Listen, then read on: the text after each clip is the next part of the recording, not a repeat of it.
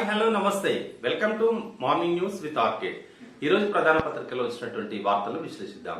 ఈరోజు ప్రధానంగా అన్ని పత్రికల్లో కూడా అసెంబ్లీ సెషన్ కి సంబంధించి తెలంగాణ అసెంబ్లీలో నిన్న ముఖ్యమంత్రి గారు మాట్లాడినటువంటి అంశాలు హైలైట్ గా ఇవ్వడం జరిగింది అన్ని పత్రికల్లో కూడా.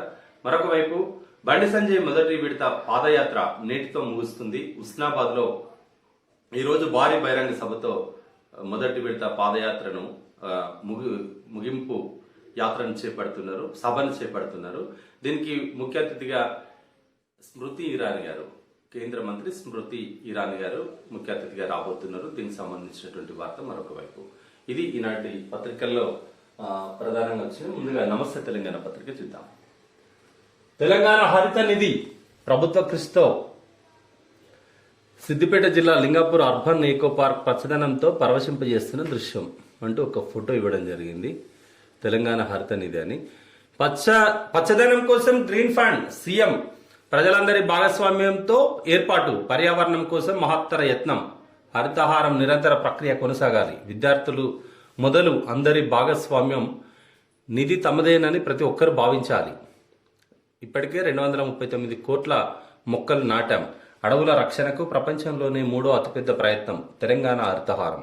చైనా, అమెజాన్ తర్వాత దీనికే ఐరాస గుర్తింపు. అసెంబ్లీలో ముఖ్యమంత్రి కేసీఆర్ వెల్లడి. మట్టి మీద ప్రేమ ఉన్నవాడే మనిషి. మనసులో తడి ఉన్న మనిషి మాత్రమే మట్టిని తపనతో తడిమి చూడగలడు. మహితాలానికో మానవాళికో మంచి చేయాలన్న మహాసంకల్పం కలిగినప్పుడు మాత్రమే అవతరిస్తుంది. అది అంకురమైన అద్భుత ఆలోచనైనా ఏదైనా. ఇవాళ తెలంగాణ ప్రభుత్వం హరితహారం మీద ఒక పచ్చదనం కోసం ఒక ఫండ్ను కూడా ఏర్పాటు చేయడానికి ముఖ్యమంత్రి గారు సిద్ధంగా ఉన్నారు. ప్రపంచంలోనే ఒక చైనా తర్వాత, చైనాలోని అమెజాన్ తర్వాత తెలంగాణ ఈ హరితహారానికే ఐక్యరాజ్య సమితి గుర్తింపునిచ్చిందని ముఖ్యమంత్రి చెప్తున్నారు. ఇక్కడ తెలంగాణలో కూడా టీఆర్ఎస్ ప్రభుత్వం ఏర్పడిన తర్వాత ఫస్ట్ ప్రియారిటీగా హరితహారాన్ని సక్సెస్ చేయడానికి ఒకవైపు గ్రీన్ ఛాలెంజ్ పేరుతోటి సంతోష్ రావు కావచ్చు, మరొక వైపు ముఖ్యమంత్రి హరితహారం పథకం ద్వారా కావచ్చు కోట్లాది మొక్కలను నాటుతున్నారు. దీని ద్వారా రాబోయేటువంటి రోజుల్లో ఒక పచ్చదనంతో తెలంగాణ ఒక అద్భుతంగా ఉండేటువంటి అవకాశం ఉంది. ఇది ఎంతో మంచి పని. మా ఎంపీలను ఒప్పిస్తాం, మేము భాగస్వాములం అవుతాం. బట్టి విక్రమార్క. హరిత నిధికి సంపూర్ణంగా మద్దతిస్తాం. రాష్ట్రంలో అడవి పెరగడం సంతోషదాయకం. అక్బరుద్దీన్. కేసీఆర్ దార్శనికత గొప్పది, ప్రజా భాగస్వామ్యం అద్భుతం, భావితరాలకు వారధి కడుతున్నారు. రాజాసింగ్.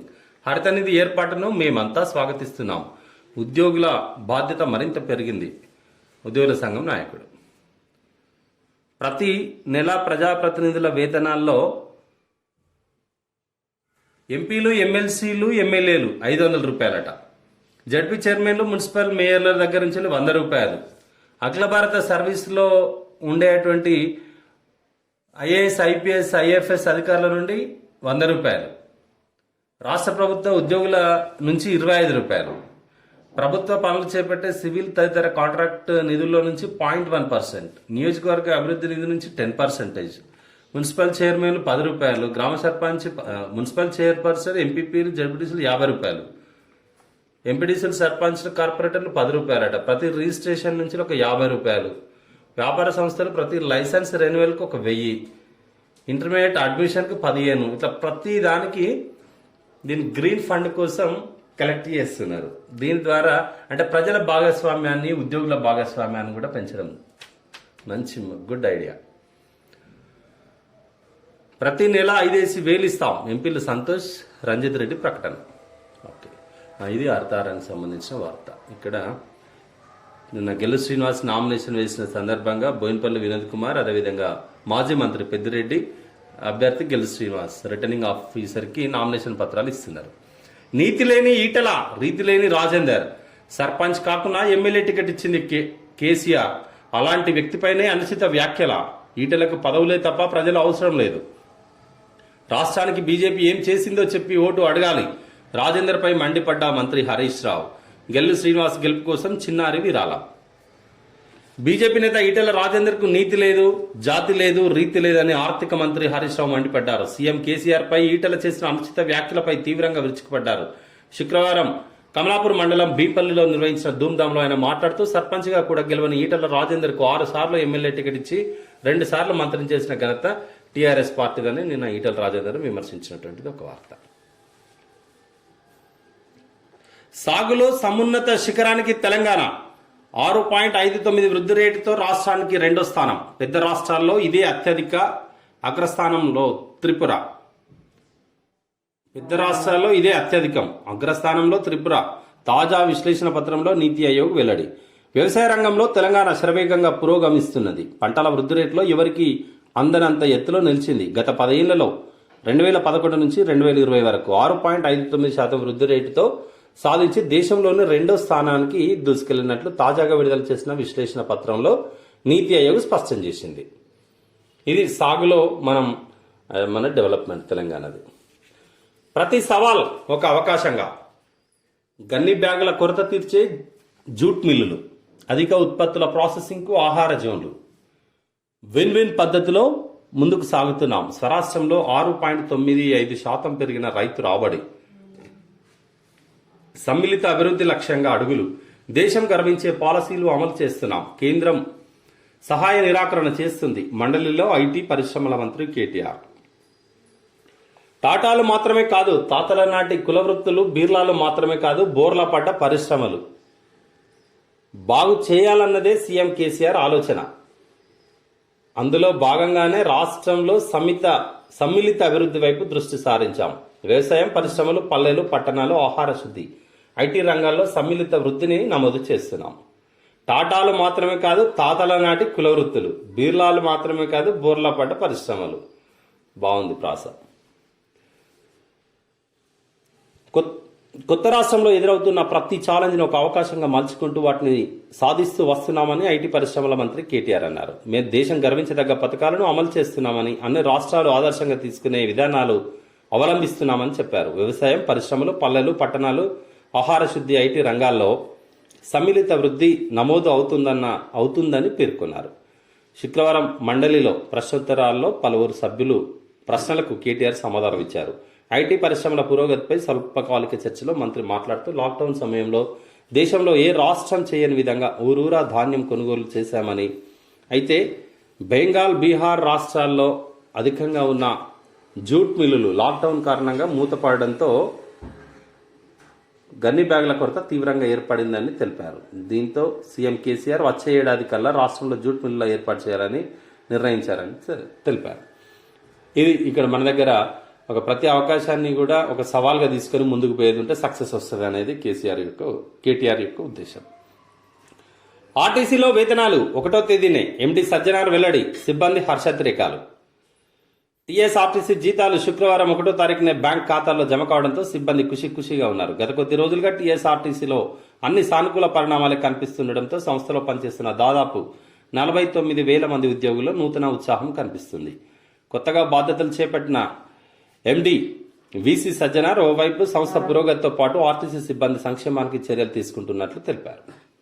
ఇది ఇంతకుముందు 1వ తారీఖు కాదు, 20వ తారీఖు వరకు కూడా ఒక్కొక్కసారి పడకపోయేది. ఓకే. దళితులకు ఏ ఆస్తిపాస్తులు ఉండవు. బతకడానికి అనుకూల పరిస్థితులు అంతగా లభించవు. అయినా ప్రతికూల పరిస్థితుల్లో జీవనోపాధిని వెతుక్కుంటారు. ఆ కష్టజీవులకు కొంత పెట్టుబడి భరోసా అందిస్తే వ్యాపారులై విజయ శిఖరాలు అధిరోహిస్తారు. పేదరికంలో పుట్టిన అనేక అడ్డంకులను అధిగమించి భారీ వ్యాపార సామ్రాజ్యాలను నిర్మించిన దళితులు కూడా ఉన్నారు. మన రాష్ట్రంలో దళిత బంధు పథకాన్ని ప్రారంభించిన నేపథ్యంలో దళిత పారిశ్రామికవేత్త విజయగాథ అంటూ ఎడిట్ పేజీలో ఇచ్చిందట. ఇది ఒక మహిళ. నల్సార్ యూనివర్సిటీలో స్థానికుల కోట 25% బిల్లును ఏకగ్రీవంగా ఆమోదించిన అసెంబ్లీ. మొత్తం 6 బిల్లులకు ఆమోదం. సోమవారానికి సభ వాయిదా. నల్సార్ యూనివర్సిటీ ఇక్కడ షామీర్పేటలో ఉంటుంది, లా యూనివర్సిటీ. దీంట్లో స్థానిక కోటాను ఇప్పుడు 25% చేసింది. 25% పెంచిందంటే మన తెలంగాణ వాళ్ళకి 25% దాంట్లో ఉంటుంది. మిగతా 75% నేషనల్ లెవెల్లో ఎంట్రన్స్ టెస్ట్ ద్వారా చేస్తారు.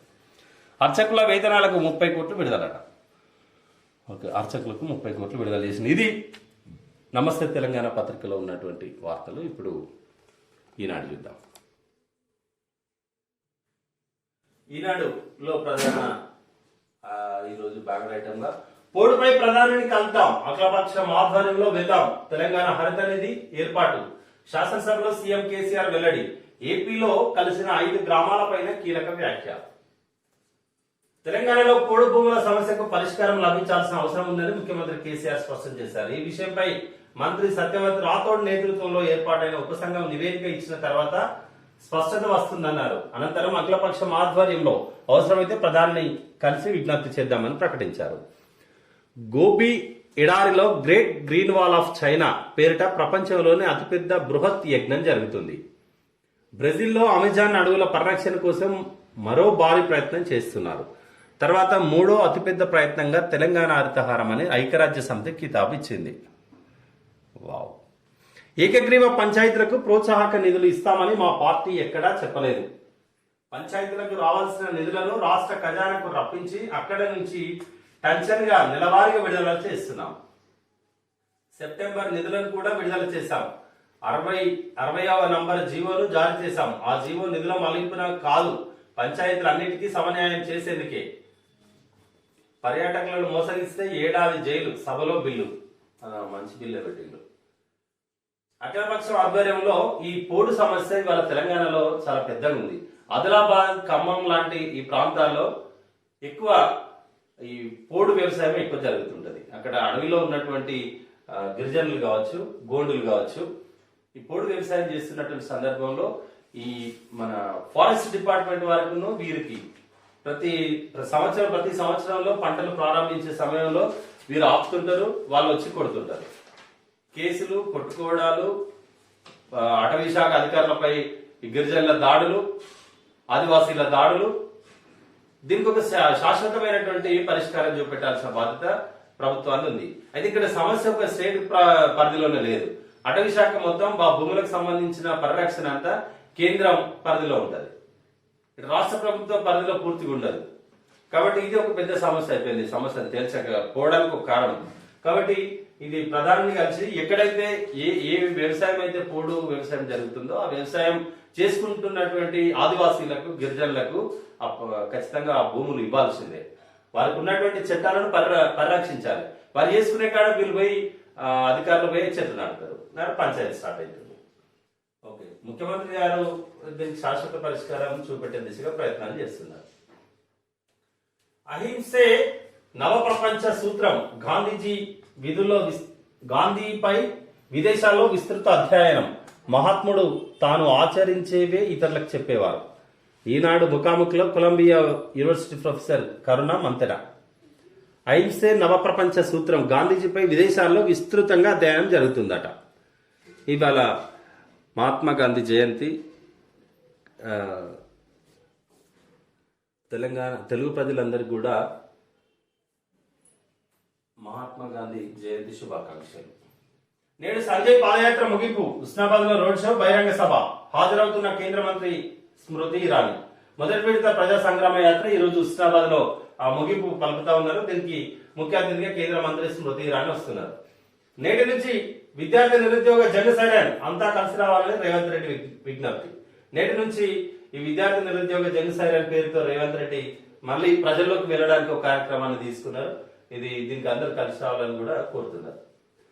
చెత్తకొండలు కరగాలి, నగరాల్లో 100% శుద్ధి జరగాల్సిందే, వడకట్టిన తర్వాతే నదుల్లోకి మురుగునీరు వదలాలి. 2వ దశ స్వచ్ఛ భారత్ అమృత్ ప్రారంభ కార్యక్రమంలో ప్రధాని మోదీ స్పష్టీకరణ. వడగట్టిన తర్వాతనే నదుల్లోకి మురుగునీరుని పంపించాలి, చెత్తకొండలు కరిగిపోవాలి, నగరాల్లో 100% శుద్ధి జరగాల్సిందే అంటూ ఇప్పుడు 2వ విడతలో దీనికే ప్రియారిటీ స్వచ్ఛ భారత్ లో. ఇది మోదీ గారి సందేశం. మిగతా అన్ని వాళ్ళ యాడ్స్ ఉన్నాయి. ఇది ఈనాడులో వచ్చినటువంటి వార్తలు. ఇప్పుడు ఆంధ్రజ్యోతి చూద్దాం. డీజిల్ 100, తెలంగాణ, ఆంధ్రప్రదేశ్ సహా పలు రాష్ట్రాల్లో 100కు చేరువ. 8 రోజులు 6వసారి వడ్డన, రికార్డు స్థాయికి పెట్రోల్ ధర. కేంద్ర ప్రభుత్వ ఆజమాయిషీ లేదు. గ్యాస్ ధరలు పెంచుతూనే ఉంటారు, డీజిల్ ధరలు పెంచుతూనే ఉంటారు, పెట్రోల్ ధరలు పెంచుతూనే ఉంటారు. ఎవడన్నా అడిగిండు అనుకో, మీరు అప్పట్లో పెరగలేదా, ఆయన పెంచలేదా, ఈయన పెంచలేదా, ఇది పెరగలేదా, ఇది కథ. ఒక డీజిల్ తోటే కాదు కదా, డీజిల్ మీద ఆధారపడ్డ వ్యవసాయ ఉత్పత్తులు కావచ్చు, అనేక రకాలుగా ట్రాన్స్పోర్టేషన్ జరుగుతుంది కాబట్టి అన్ని రేట్లు పెరుగుతూనే ఉంటాయి. చెత్త కొండలు కరిగిస్తాం, పట్టణాల్లో 100% వ్యర్థాల నిర్వహణ ప్రస్తుతం జరుగుతున్నది 70%. చెత్త రహిత జల సంరక్షణ, పట్టణాలు మురుగు రహిత నదుల కోసం కృషి, స్వచ్ఛ భారత్ మహాక్రతువు ఇది కొన్ని తరాల వరకు సాగాలి, అంబేద్కర్ కి ఇదే ఘన నివాళి మోదీ. స్వచ్ఛ భారత్ అమృత్ 2 ను ప్రారంభించిన మోదీ. చెత్తను కరిగిస్తామని చెప్తున్నారు. తెలంగాణకు హరిత నిధి, అసెంబ్లీలో సీఎం కేసీఆర్ ప్రతిపాదన, స్వాగతించిన విపక్షాలు, ప్రతిపాదనకు మద్దతు. హరిత నిధి ఏర్పాటు చేసిన సీఎం కేసీఆర్ కు కృతజ్ఞతలు తెలుపుతున్న మంత్రి ఇంద్రకరణ్ రెడ్డి, అధికారులు. ఎంపీలు, ఎమ్మెల్యేలు, ఎమ్మెల్సీలు నెలకు 500, ఐఏఎస్లు 100, టీచర్లు, ఉద్యోగులు 25 చొప్పున 25 రూపాయలు. ప్రవేశాల సమయంలో విద్యార్థుల నుంచి వసూలు. మెడికల్, మద్యం షాపులు, రిజిస్ట్రేషన్ నుంచి కూడా. హరిత నిధి దేశానికి ఆదర్శంగా నిలుస్తుంది. త్వరలోనే రాష్ట్ర వ్యాప్తంగా సమగ్ర భూ సర్వే చేస్తాం. నివేదిక వచ్చాక అర్హులకు ROFR పట్టాలిస్తాం.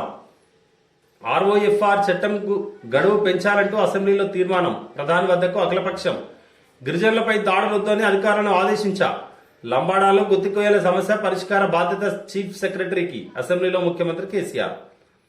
అడ్డగోలుగా మాట్లాడొద్దు, పంచాయతీ నిధులు మళ్లించామనడం అసత్యం. అసమానతను తొలగించడానికి కొత్త చట్టం. సర్పంచ్లు తల ఎత్తుకొని ఉండేలా చేశాం. ప్రధాని, కేంద్ర మంత్రి, ఇతరులు పొగిడారు.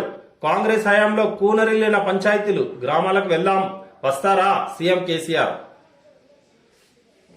రాష్ట్ర వ్యాప్తంగా అర్థార అమలుకు తెలంగాణ హరిత నిధి గ్రీన్ ఫండ్ ను ఏర్పాటు చేస్తామని శాసనసభలో ముఖ్యమంత్రి కేసీఆర్ ప్రతిపాదించారు. ఇందుకు సహకరించేందుకు టీఆర్ఎస్ ప్రజాప్రతినిధులు, అఖిల భారత సర్వీస్ ఉద్యోగులు, టీజీఓ, టీఎన్జీఓ నేతలు అంగీకరించారని వెల్లడించారు. డబ్బుల విలువ కాదు, ప్రతి ఒక్కరిని భాగస్వాములను చేయాలనే హరిత నిధిని ఏర్పాటు చేశాం. ఇది రాష్ట్రానికి గొప్ప పేరు తీసుకొస్తుంది, దేశానికి ఆదర్శంగా నిలుస్తుంది అని వ్యాఖ్యానించారు. శాసనసభలో సోమవారం హరితహారంపై స్వల్పకాలిక చర్చ జరిగింది. ఈ సందర్భంగా సీఎం కేసీఆర్ తెలంగాణ హరిత నిధి గురించి వివరించారు. టీఆర్ఎస్ ఎంపీలు, ఎమ్మెల్యేలు, ఎమ్మెల్సీలు తమ జీతంలో నుంచి నెల 500 రూపాయలు, ఐఏఎస్, ఐఎఫ్ఎస్, ఐపీఎస్లు ఏమో 100 రూపాయలు చొప్పున ఇస్తామని హామీ ఇచ్చారు. ఓకే, ఇది తెలంగాణ హరిత నిధిని ఏర్పాటు చేయించి ప్రజలను భాగస్వాములు చేయాలా, ఉద్యోగులను భాగస్వాములు చేయాలనేటువంటి ఉద్దేశంతో వారిని ఈ 100 రూపాయలు, 500, 25 రూపాయలు తీసుకుంటున్నారు. ఇది ఒక వార్త. పర్యావరణ చట్టాలను ఉల్లంఘించారు. తెలంగాణ ప్రభుత్వం నుంచి 3.7 కోట్లు వసూలు చేయండి. పాలమూరు రంగారెడ్డి ప్రాజెక్టుపై ఎన్జీటీకి సంయుక్త కమిటీ నివేదిక. తాగునీటి పనులే జరుగుతున్నాయన్న మహబూబ్ నగర్ కలెక్టర్, గనుల శాఖ. 6 ఏళ్ల తర్వాత దాఖలు చేసిన ఈ పిటిషన్ కొట్టేయండి తెలంగాణ సర్కార్. నివేదిక ఆధారంగానే ఉత్తర్వులు ఇవ్వండి. పిటిషనర్ల తరపున న్యాయవాది. ఇక్కడ పాలమూరు రంగారెడ్డిది ఇది సాగునీటి కోసం జరుగుతుంది, తాగునీటికి సంబంధించింది కాదు అని ఒక కమిటీ నివేదిక ఇచ్చింది. ఇక్కడ కలెక్టర్, గనుల శాఖ మాత్రం తాగునీటి ప్రాజెక్ట్ అని వీరు నివేదిక ఇవ్వడం జరిగింది. 6 ఏళ్ల తర్వాత దాఖలు చేసి పిటిషన్ ఉంచాల్సిన అవసరమే లేదంటూ తెలంగాణ సర్కార్ వాదించింది. కానీ నివేదిక ఇచ్చిన దాని ఆధారంగానే వాళ్ళపై చర్యలు తీసుకోవాలని పిటిషన్ తరపు న్యాయవాది కోరడం జరిగింది. ఎన్జీటీలో కాళేశ్వరం మూడో టీఎంసీ పనులపై వివరణ ఇవ్వండి. కేంద్ర రాష్ట్ర ప్రభుత్వాలకు నోటీసులు ఇచ్చిన హైకోర్టు. కాంగ్రెస్ నేత వ్యాజ్యంపై విచారణ. పనులు జరుగుతుంటే వీళ్ళు ఆ పిటిషన్, ఈ పిటిషన్ ఏదైనా ఆగిందా ఇప్పటివరకు? ఇబ్బంది పెట్టడం తప్ప ఏది ఆగింది? ఏ ప్రాజెక్ట్ ఆగింది? గౌరేలి ప్రాజెక్టు మీద వేసిండ్రు, కాళేశ్వరం మీద వేసిండ్రు, మల్లన్న సాగర్ దగ్గర వేసిండ్రు. ఎన్ని పిటిషన్లు వేసినా చివరికి అయితే ప్రాజెక్ట్ ఇక్కడేం ఆగలేదు కదా. పబ్లిసిటీ వస్తుంది కావచ్చు కానీ ప్రజలను ఇబ్బంది పెట్టడం. ఇలా ప్రభుత్వం పెట్టే ప్రతి ఖర్చు ప్రజలే కదా. ఎందుకు అనవసరమైన పిటిషన్లు? Air India టాటాదే. ఎయిర్లైన్స్ ప్రైవేటీకరణ ప్రక్రియలో టాప్ బిడ్డర్ గా నిలిచిన టాటా సన్స్. త్వరలోనే అధికారిక ప్రకటన. ఎయిర్ ఇండియా అమ్మకానికి పెట్టింది. ఎయిర్ ఇండియా ఒకప్పుడు ప్రారంభించింది టాటానే, వారి దగ్గర నుండి ప్రభుత్వం తీసుకుంది. ఇప్పుడు మళ్ళీ ప్రభుత్వం అమ్ముతుంటే మళ్ళీ టాటానే తీసుకున్నాడు ఎయిర్ ఇండియా. 1935లోనే, అది స్వతంత్రానికి పూర్వమే వీరు ప్రారంభించింది టాటాలో. టెక్కీ రజనీకాంత్ మృతికి బాధ్యత తీసుకుంటాం. మణికొండ ఘటనలో మా నిర్లక్ష్యం. నిర్మాణ సంస్థ అక్కడ రైలింగ్ పెట్టలే. 2 అధికారుల సస్పెన్షన్. సంబంధిత శాఖ మంత్రిగా నేను బాధ్యత తీసుకుంటా. బాధిత కుటుంబానికి 5 లక్షలు ఇచ్చాం, మరో 5 లక్షలు కూడా ఇస్తాం. గత ప్రభుత్వ హయాంలో, మా హయాంలోనూ నాలాల కబ్జాలు. మండలిలో పురపాలక మంత్రి కేటీఆర్. మొన్న మణికొండలో ఒక పెరుగు కోసం బయటకు వెళ్ళినటువంటి సాఫ్ట్వేర్ ఇంజనీర్ రజనీకాంత్ నడుచుకుంటూ వచ్చిండు. అక్కడ తవ్వకాలు జరిపి ఉన్నాయి డ్రైనేజ్ కోసం. అది చూడకుండా వాటర్ ఫుల్ ఉండేసరికి దాంట్లో పడిపోయాడు. రెండు మూడు రోజుల తర్వాత అతను డెడ్ బాడీ దొరికింది. దానికి బాధ్యత మా శాఖనే వహిస్తుందని మంత్రి గారు చెప్పి అధికారులను సస్పెండ్ చేసిండు. ఆ కుటుంబానికి ఒక 5 లక్షలు ఇచ్చిందంటే మరొక 5 లక్షలు ఇస్తా అంటున్నారు. ఇక్కడ డబ్బు ప్రధానం కాదు. ఆ ప్రమాదం జరగకుండా వర్షాకాల సమయంలో ఎట్లుంటుందో అధికారులకు తెలుసు. కనీసం బుద్ధి లేకుండా ఈ అధికారులకు సోయి ఉండాలి కదా. వర్షాలు పడ్డప్పుడు వాటర్ వస్తుంది. ఇక్కడ కొత్తగా వచ్చేది ఏం కాదు. ప్రమాదాలు జరుగుతాయి, ఇబ్బంది అవుతుంది అనేది ఉండాలి కదా. ఆ కుటుంబాన్ని ఎట్లా, ఆ కుటుంబ పరిస్థితి ఏంది? 5 లక్షలు 10 లక్షలు ఆదుకోవు కదా. చిన్నపిల్లలు, భార్య, తల్లిదండ్రులు ఎవరు చూసుకోవాలా? మీ పద్ధతి బాలేదు. బ్యూరోక్రాట్లు పోలీసుల తీరు అభ్యంతరకరం. పోలీసుల వేధింపులపై ఫిర్యాదుల పరిశీలనకు హైకోర్టు శ్రీజైలతో కమిటీ వేయాలని భావించా. ప్రస్తుతానికి దీనిని రిజర్వ్ చేస్తున్నాను. Supreme chief justice NV Ramana కీలక వ్యాఖ్యలు. ఛత్తీస్గఢ్ అదనపు డీజీ కేసులో విచారణ. దేశంలో పరిస్థితులు బాగా లేవు. ఒక పార్టీ అధికారంలో ఉన్నప్పుడు పోలీసు అధికారులు ఆ పార్టీ పక్షం వహిస్తున్నారు. కొత్త పార్టీ అధికారంలోకి రాగానే ఇలాంటి పోలీసులపై చర్యలు మొదలు పెడుతుంది. ఇది ఒక కొత్త ట్రెండ్. దీనికి అడ్డుకట్ట వేయాలి. దేశంలో బ్యూరోక్రాట్లు, మరీ ముఖ్యంగా పోలీసు అధికారుల వైఖరి తీవ్ర అభ్యంతరకరం. మీ వేధింపులు, మీపై వచ్చిన ఫిర్యాదుల పరిశీలనకు హైకోర్టు చీఫ్ జస్టిస్ల నేతృత్వంలో ఒక స్టాండింగ్ కమిటీ వేయాలని భావించాను. కానీ ప్రస్తుతానికి ఆ పని చేయాలనుకోవడం లేదు. దీనిని రిజర్వ్ లో పెట్టాలనుకుంటున్నాను అని సుప్రీంకోర్టు ప్రధాన న్యాయమూర్తి జస్టిస్ ఎన్వి రమణ పేర్కొన్నారు. ఛత్తీస్గఢ్ అదనపు డీజీ గుర్జిందర్ సింగ్ పై ఆ రాష్ట్ర ప్రభుత్వం నమోదు చేసిన కేసులపై విచారణ సందర్భంగా శుక్రవారం ఆయన ఈ వ్యాఖ్యలు చేశారు. రాజకీయ నాయకులతో బ్యూరోక్రాట్లు, ముఖ్యంగా పోలీసు అధికారులు మితిమీరిన సంబంధాలు నెరపడంపై జస్టిస్ రమణ అభ్యంతరం వ్యక్తం చేశారు. ఇదే కేసులో గత విచారణ సందర్భంగా కూడా పోలీసులు, రాజకీయ నేతల మధ్య సంబంధాల గురించి ఆయన ప్రస్తావించారు. ప్రభుత్వంతో సత్సంబంధాలు ఉన్నప్పుడు ఒక రకంగా, ఆ తర్వాత నిజమే అసలు ఒక కమిటీ పెట్టాలి. పోలీసులు పార్టీ మారుడుతోటే ఆ మంత్రులు, ఆ ఎమ్మెల్యేను, ఆ ముఖ్యమంత్రులు చెప్తే ఈ పార్టీ పని అయిపోయినట్టే. మనం చాలా రాష్ట్రాల్లో చూస్తున్నాం. ఈ వేధింపులు అధికారుల పక్షాన పోలీసుల నుండి వేధించడం అనేది, రాజకీయ నాయకుల పక్షాన పోలీసుల నుండి వేధించడం అనేది అత్యంత బాధాకరం. దీనిపై పెట్టాలి సార్. అది అటువంటిది ఒక కమిటీ పెడితేనే ఫిర్యాదు చేసుకునే అవకాశం అని ఉంటది కదా. ఎవరికి చెప్పాలి? ఆ రాజకీయ నాయకుడు, ఎమ్మెల్యే ఎప్పుడుతుంటే వీళ్ళు వచ్చి తప్పుడు కేసులు పెడుతున్నారు, జైల్లో పెడుతున్నారు. ఎవరు అధికారంలోకి వచ్చిందంటే వారి పక్షాన పోలీసులు చేరుతున్నారు. ఆ రిలేషన్షిప్ ఇద్దరి మధ్య ఎక్కువైపోయింది. పోస్టింగ్ రావాలంటేనే వాళ్ళని ప్రక్షాళన చేసుకోవాలి. అది పోలీసుల పరిస్థితి. కోర్టుకెక్కి ఇంకా ఆందోళన ఏమిటి? సత్యాగ్రహం చేయడంలో అర్థం ఏమిటి? ఇప్పటికే ఢిల్లీని దిగ్బంధించారు. మీకు నిరసన తెలిపే హక్కు ఉన్న మాట నిజమే, కానీ స్వేచ్ఛగా తిరిగే హక్కు పౌరులకు ఉంటుంది. రైతు సంఘంపై సుప్రీంకోర్టు తీవ్ర అసహనం. ఇంకా ఆందోళన ఏమిటి? సత్యాగ్రహం చేయడంలో అర్థం ఏమిటి? ఇప్పటికే ఢిల్లీని దిగ్బంధించారు కదా. మీకు నిరసన తెలిపే హక్కు ఉన్నది నిజమే, కానీ మరి పౌరులు స్వేచ్ఛగా తిరగాలి కదా, తిరిగే హక్కు కూడా ఉంటది కదా అని సుప్రీంకోర్టు గుర్తు చేసి అసహనం వ్యక్తం చేసి. ఇది కోర్టుకు సంబంధించి 36 రోజులు 438 కిలోమీటర్లు. బీజేపీ రాష్ట్ర అధ్యక్షుడు బండి సంజయ్ తొలిదశ ప్రజా సంగ్రామ యాత్ర నేడు ఉస్మానాబాద్ లో ముగింపు సభ. హాజరు కానున్న స్మృతి ఇరానీ, కిషన్ రెడ్డి. సంజయ్ అలాగే ముందుకెళ్లు, కేంద్ర మంత్రి అమిత్ షా అభినందనలు.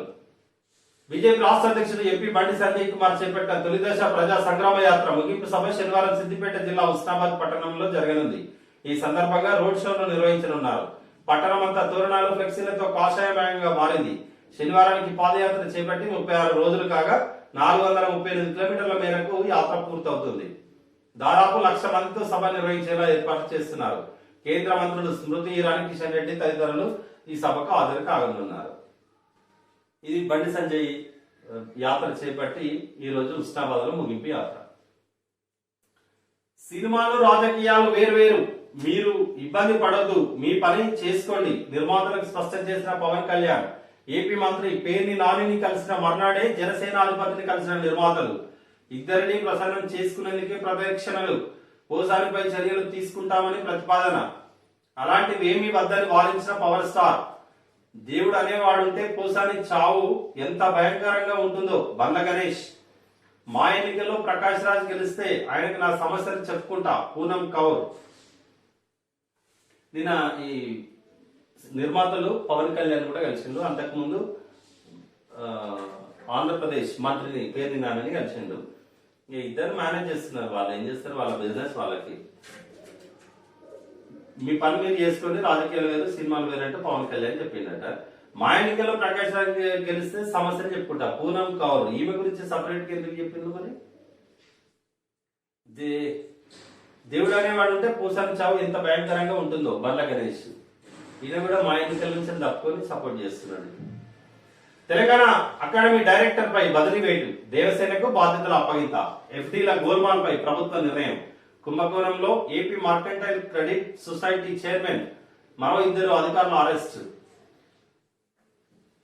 ఇది నిన్న అరెస్ట్ చేసిండు.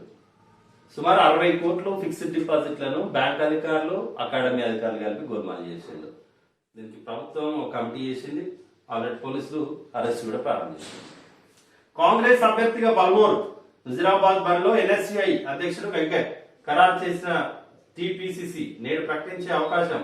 ఉప ఎన్నికకు ప్రారంభమైన నామినేషన్ల పర్వం దాఖలు చేసిన టీఆర్ఎస్ అభ్యర్థి గెలుసు శ్రీనివాస్. కాంగ్రెస్ అభ్యర్థిగా ఎన్ఎస్సిఐ అధ్యక్షుడు బల్మూర్ వెంకట్ ని అభ్యర్థిగా నియమించిండు. నిన్న టిఆర్ఎస్ అభ్యర్థిగా గెలుసు శ్రీనివాస్ నామినేషన్ దాఖలు చేశారు. ఇది ఆంధ్రజ్యోతిలో ఉన్నటువంటి వార్తలు. ఇప్పుడు వెలుగు పత్రిక చూద్దాం.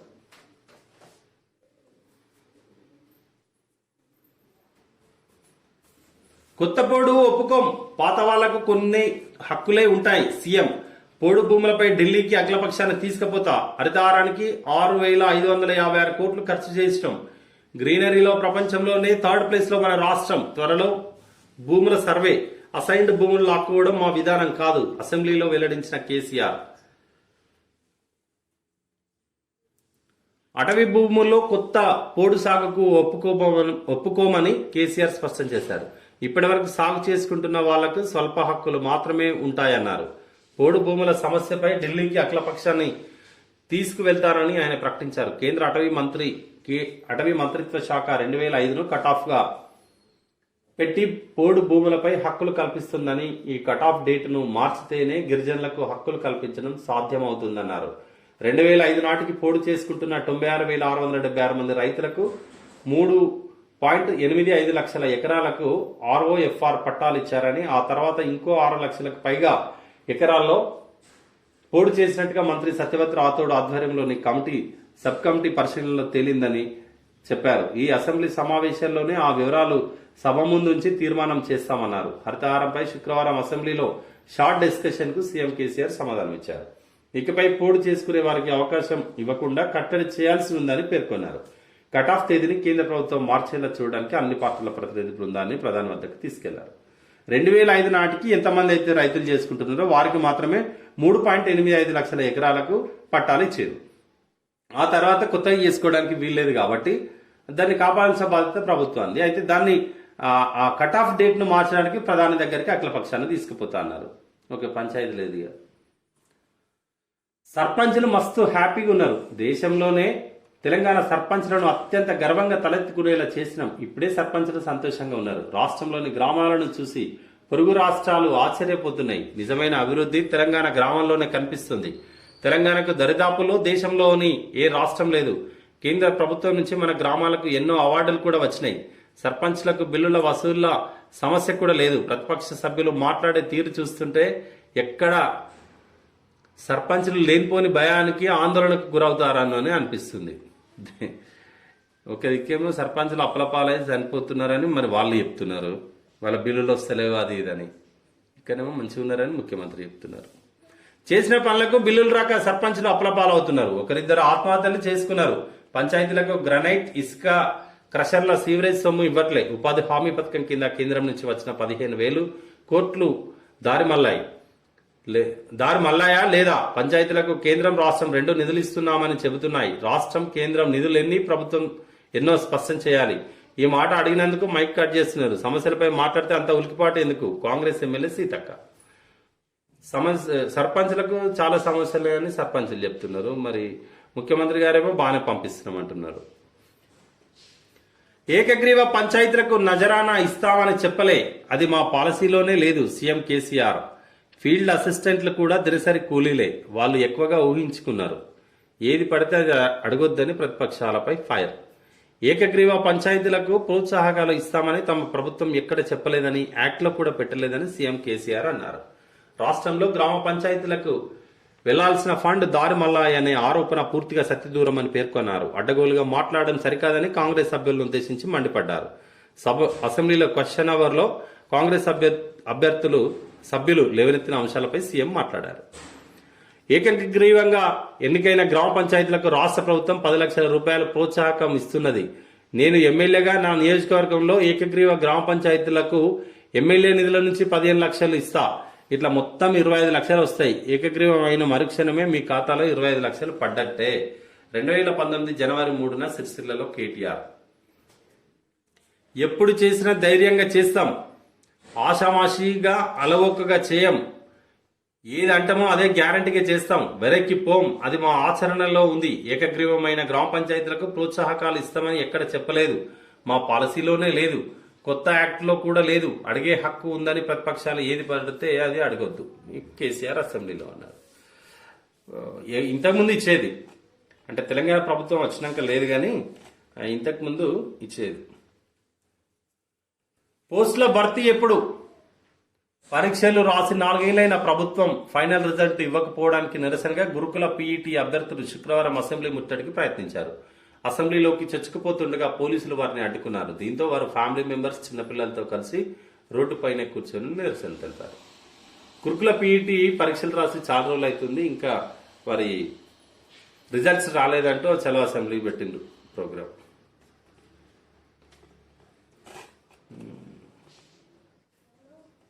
గ్రామ పంచాయతీలకు ఇస్తేనే బాగుండేది, అభివృద్ధి జరగాలంటే ఇంతకుముందు ఇచ్చేది కదా. సంజయ్ పాదయాత్ర ముగింపు ఇయ్యాలనే సిద్దిపేట జిల్లా ఉస్నాబాద్లో బహిరంగ సభ. ఆగస్టు 28న ప్రారంభమైన ప్రజా సంగ్రామ యాత్ర. 8 జిల్లాల్లోని 19 అసెంబ్లీ నియోజకవర్గాల్లో పర్యటన. శుక్రవారం సిద్దిపేట జిల్లాలో కొనసాగిన యాత్ర. పుష్కర కాలమైన గౌరవెల్లి గండిపల్లి ప్రాజెక్టులు పూర్తి కాలేదని సంజయ్ విమర్శ. ఉస్నాబాద్ మండలం పందిళ్ల వద్ద గీతా కార్మికులకు కళ్ళు వంచుతున్న బండి సంజయ్. ఇవాళ ముగింపు యాత్ర బండి సంజయ్ది. TRS candidate Gellu Srinivas nomination. తొలి రోజు 3 నామినేషన్లే దాఖలైనాయి. నిన్ననే మొదటి రోజు కాబట్టి 3 నామినేషన్లు దాఖలైనాయి. తెలుగు అకాడమీ స్కామ్ లో బ్యాంక్ మేనేజరే సూత్రధారి. Telugu academy FD scam gang గుట్టు రట్టయింది. కార్వాన్ యూబీఐ మేనేజర్ మస్తానవల్లి నిధుల గోల్మాల్ సూత్రధారిగా పోలీసులు గుర్తించారు. విజయవాడకు చెందిన ఓ వ్యక్తితో ఈ స్కామ్ కు ప్లాన్ చేసినట్లు తెలిసింది.